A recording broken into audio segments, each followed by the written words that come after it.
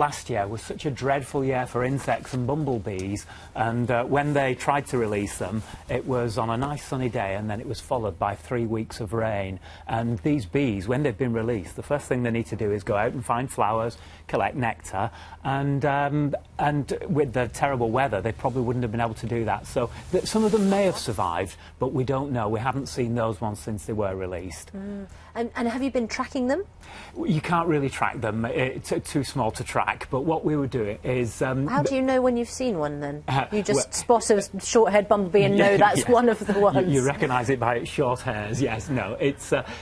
people are monitoring the kind of flowers in the habitat for them. So it's at Dungeness in Kent, on the shingle there. And what we've done is we've created acres and acres, sorry, that should be hectares and hectares, shouldn't it, of flower-rich meadows, so that they've got a constant source of nectar right the way from now through to about September. And that's the key. If you take out any one of those things, those elements, one of the flowers that they need in a certain month, then it can spell curtains for this poor bumblebee. Honeybees come in colonies, bumblebees are more solitary. So how is it that a queen bumblebee can set up on her own? Well, no, they're exactly the same. They're still social bees. What they do is the queen bumblebee, she has colonies with workers and drones, but they're much smaller than honeybees. They're just sort of like little small families rather than great big colonies. But it's exactly the same. So she still has the workers that support her? She does, and what she does is, so she'll be fertilised, and she spends the winter as an adult bee,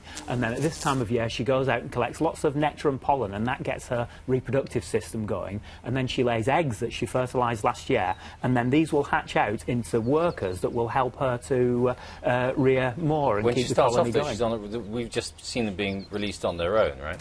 That's right. So you release them on their own, and what they do is they go out and they collect nectar and pollen from the things that are flowering at the moment, and then produce a colony. So she produces her own colony. She does, yeah. She's got it on board. Yeah, she even produces her own males later on as well. That she can mate with. It's what a thought. Yes, absolutely. Now, you were talking about the fact that last year you released the bumblebees, but then the weather was dreadful.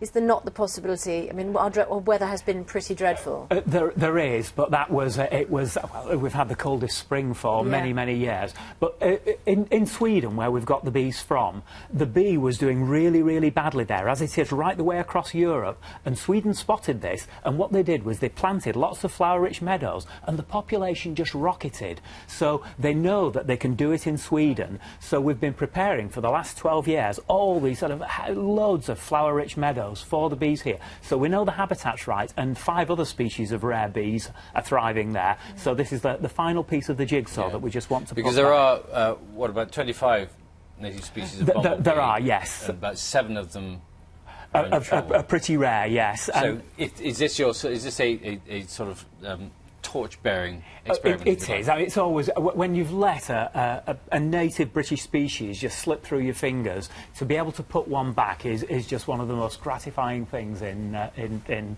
our profession.